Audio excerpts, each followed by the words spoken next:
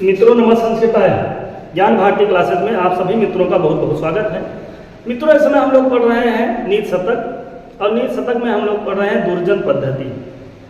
दुर्जन पद्धति में आज हम लोग पढ़ेंगे नीति शतक का 45वां श्लोक और इस 45वें श्लोक में साधु विक्रीडित छंद है और साधु विक्रीडित छंद में 19 वर्ण होते हैं। वर्णित छंद है, वर्ण गिने जाते हैं। पहली यति 12वें वर्ण पर और दूसरी यति 7वें, तो 12 7 19 वर्ण होते हैं। तो शुरू करते हैं हम लोग श्लोक।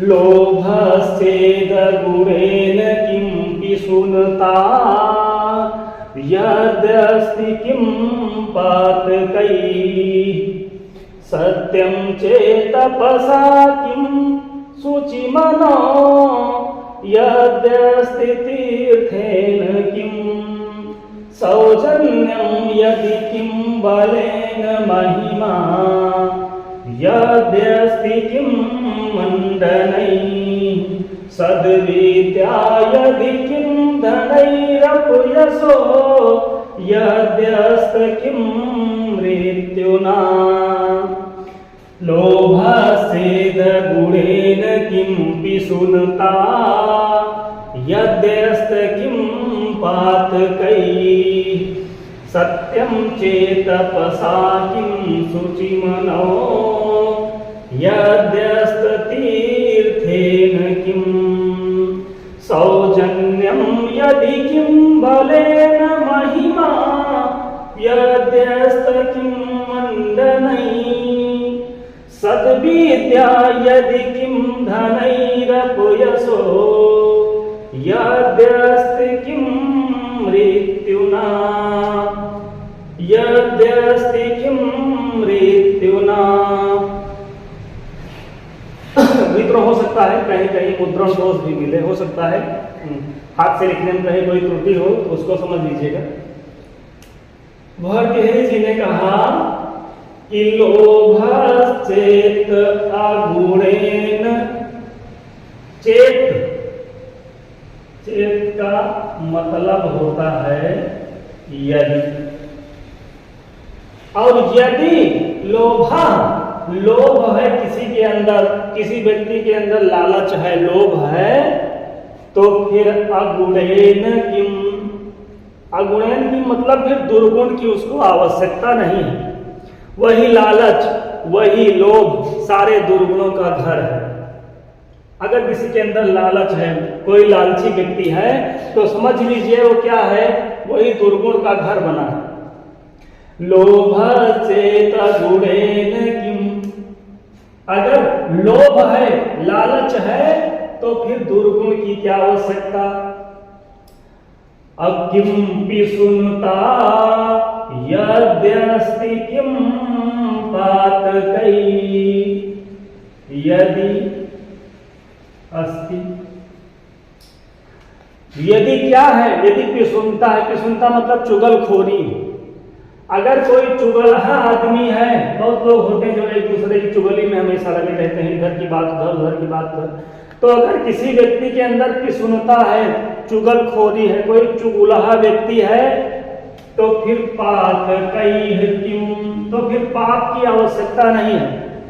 चुगली ही पाप है, चुगली करना पाप है। लोभश्चेद गुणेन किं पिशुनता और यद्यस्ति किं पातकैः, अगर किसी व्यक्ति के अंदर लालच है तो फिर दुर्गुण की क्या जरूरत, और यदि चुगलखोरी है तो फिर पाप की आवश्यकता, फिर वही चुगली ही पाप है। और सत्यम चेत तपसा, चेत चेत मतलब यदि, और सत्यम मतलब अगर सत्य है, कोई व्यक्ति सच बोलता है, वो सत्यवान व्यक्ति है, तो फिर तपसा किम, तो फिर तपस्या की कोई आवश्यकता नहीं। सत्यम चेत तपसा किम शुचिमनो, चेत सत्यम तो तपसा किम, यदि सत्य है उसके अंदर, अगर कोई व्यक्ति सच बोलता है तो फिर तपस्या की कोई जरूरत नहीं है। और यदि शुचि मनो, यदि शुचि मनो, मन मतलब मन और शुचि मतलब पवित्र।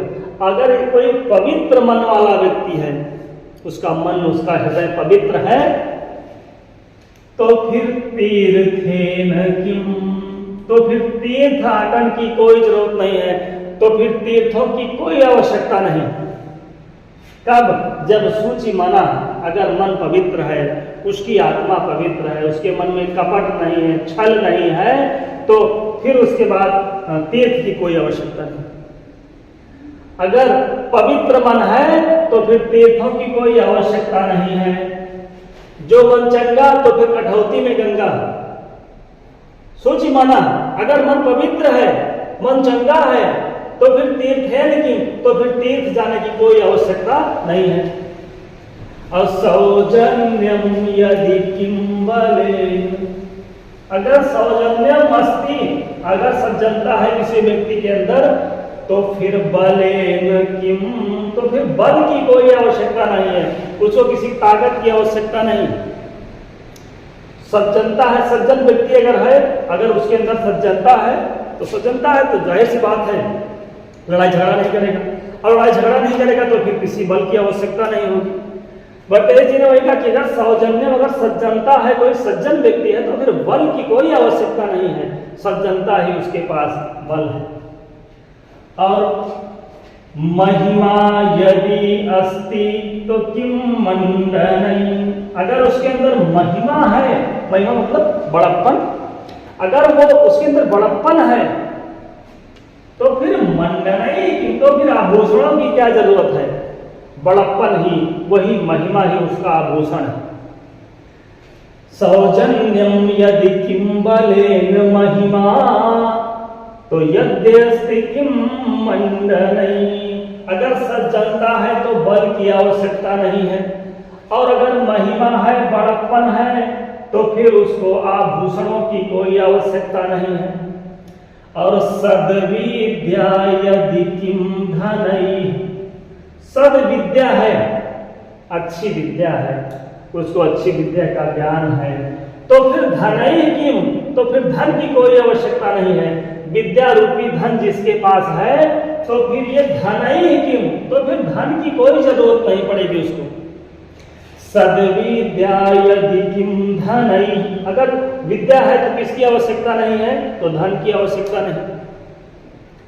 अपयसो यद्यस्त किम मृत्युना, अगर कोई अपयश है, अगर किसी व्यक्ति के पास अपयश है, अपजस है, तो मृत्युना किम, तो फिर मौत की कोई आवश्यकता नहीं है। मौत से बढ़कर क्या होता है? अपयश होता है। अपकीर्ति, जिसका यश चला गया हो, जिसकी कीर्ति चली गई हो, तो ऐसा अपयशी व्यक्ति मृत्यु से भी बढ़कर होता है।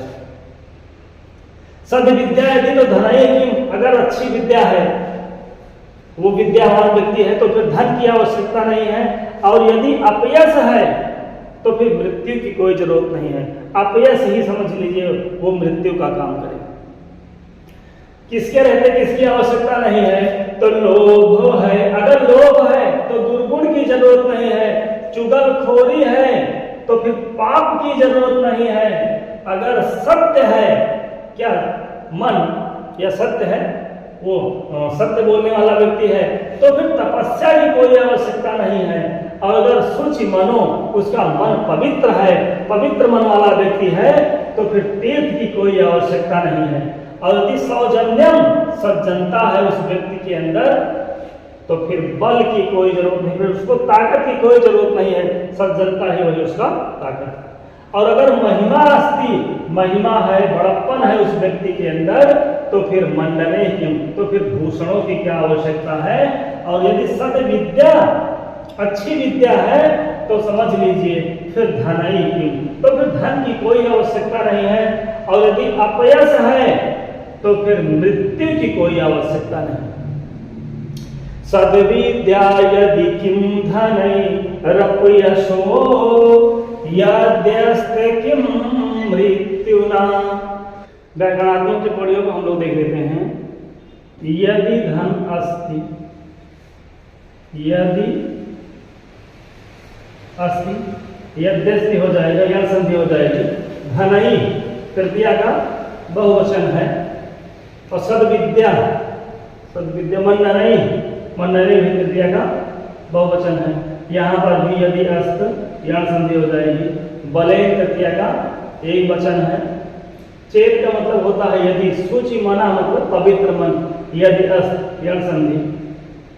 पातकई तृतीया का बहुवचन। पिशुनता का अर्थ होता है चुगल खोरी। अलोभा मतलब लोभ, और अगुण मतलब अगुण या फिर दुर्गुण। तो ये हो गया हमारा आज का 45वां श्लोक। अब इसके बाद हम लोग पढ़ते हैं 46वां श्लोक। 46वां श्लोक में क्या है कि 46वें श्लोक में पृथ्वी छंद है। 46वें श्लोक में पृथ्वी छंद है, और पृथ्वी छंद में 17 वर्ण होते हैं। तो शशि दिवस धूषरो गलित यौवना कामिनी सरो विगत वारिजम मुखमनक्षरम स्वाकृते प्रभुर्धन परायणः सतत दुर्गति सज्जनो नृपांगणगतः खलो मनसि सप्तसल्यानि मे।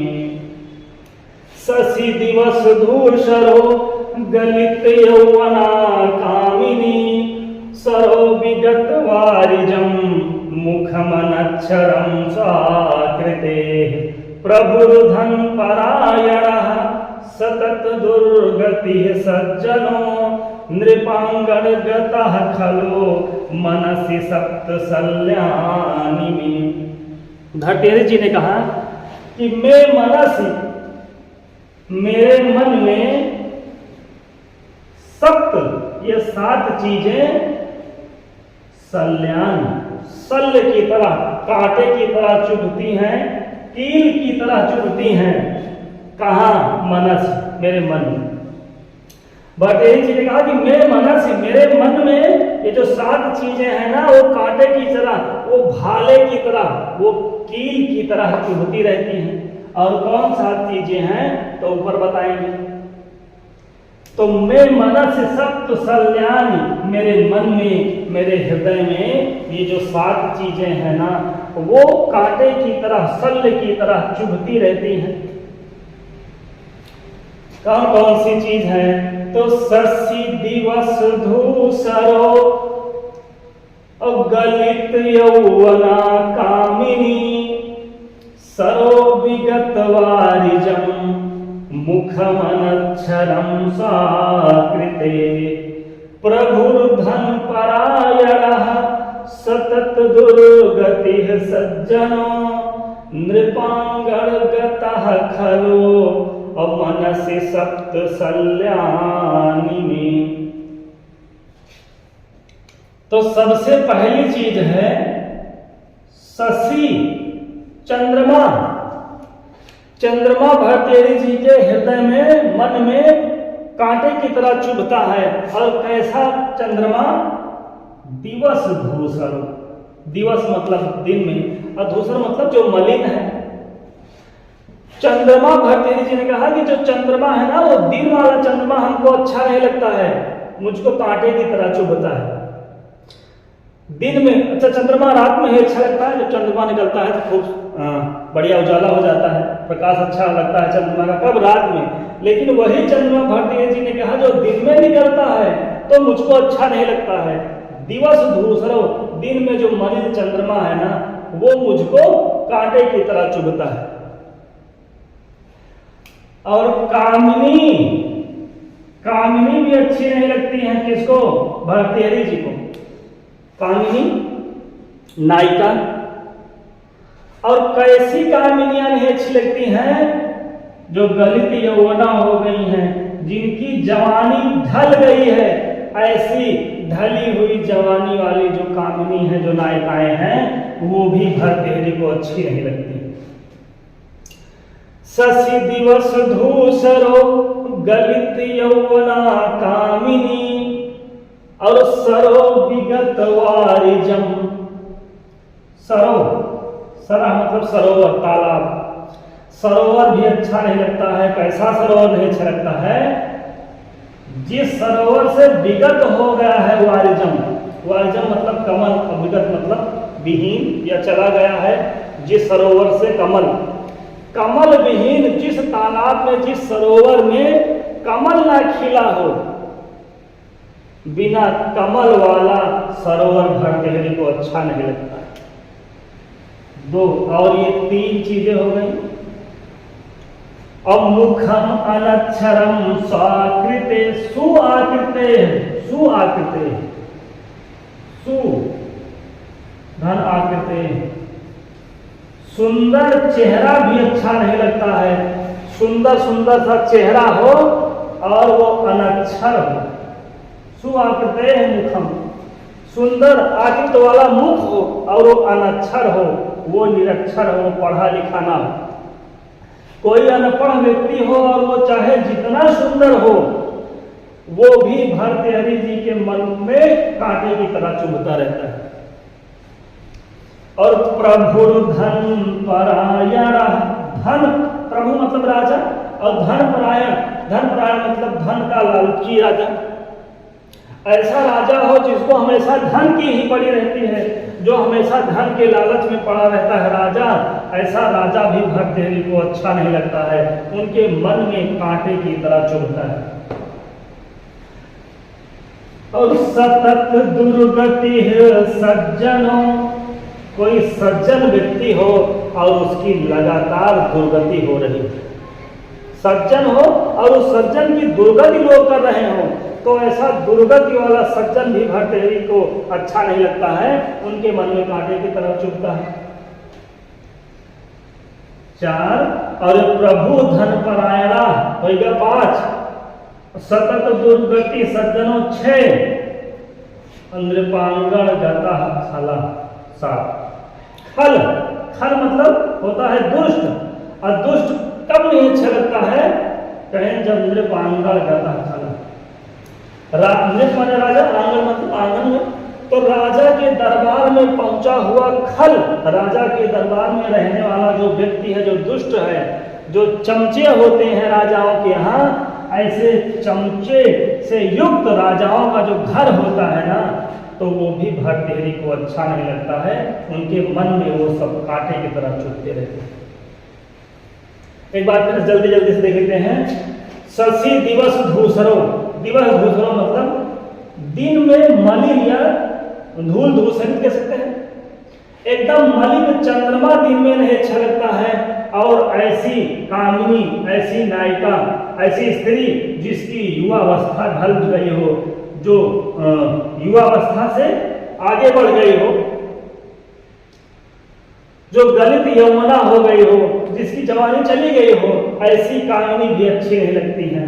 और सरो विगत वारिजम, ऐसा सरोवर जिसमें कमल ना हो, और ऐसे सुआकृते मुखम, ऐसे सुंदर आकृति वाला मुख हो और वो अनक्षर हो, बिना पढ़ा लिखा व्यक्ति भी भर्तृहरि को अच्छा नहीं लगता। और राजा कैसा हो? धन परायण, धन का लालची राजा भी भर्तृहरि को अच्छा नहीं लगता है। सतत दुर्गति सज्जन, कोई सज्जन व्यक्ति हो और लोग उसके लगातार दुर्गत कर रहे हैं, उसको परेशान कर रहे हो, तो ऐसा सज्जन भी जो सतत दुर्गति वाला है वो भी अच्छा नहीं लगता है। और नृपांगण गता खला, राजा के दरबार में, राजा के आंगन में रहने वाला जो खल है, राजा के दरबार में आया हुआ जो दुष्ट व्यक्ति है, जो चमचा है, वो भी भर्तृहरि को अच्छा नहीं लगा है। इसीलिए भर्तृहरि जी ने कहा कि मैं मनस सप्त सल्यान, मेरे मन में ये 7 चीजें ये कांटे की तरह चुभती हैं, ये कील की तरह चुभती हैं। तो शशि दिवस धूसरो गलित यौवना कामिनी, सरो विगत वारिजम मुखमनक्षरम स्वाकृते, प्रभुर्धन परायणः सतत दुर्गति सज्जनो, नृपांगण गतः खलो मनसि सप्त सल्यानि में। मनसि सप्तमी का एक वचन है। खल मतलब होता है दुष्ट, नृप आंगण, नृप धन आंगण में दीर्घ संधि हो गई है। सल्यान, सल्य मतलब होता है कांटा, या फिर कील कह सकते हैं। सप्त माने 7 चीजें। क्वेश्चन आ सकता है कि भर्तृहरि के मन में कितनी चीजें कांटे की तरह चुभती हैं, तो 7 चीजें ऐसी हैं जो उनके मन में, उनके हृदय में कांटे की तरह चुभती हैं। और शशि मतलब चंद्रमा, दिवस धूसरो मतलब दिन में धूल धूसरित मलिन, गलित यौवना जिसकी युवावस्था चली गई हो ऐसी कामिनी, सरा सरा मतलब सरोवर, अविगत वारिजम कमल विहीन तालाब, मुखा मतलब मुख अनक्षर मतलब बिना पढ़ा लिखा, सु आकते सुधन आकते यह संधि हो जाएगी। प्रभु धन परायण, धन परायण मतलब धन का लालची, बहुत लालची राजा। और सतत माने लगातार निरंतर, दुर्गति मतलब दुर्गति हो रही हो, सज्जना मतलब सज्जन। तो आज की क्लास हमारी रही 45वां और 46वें श्लोक की।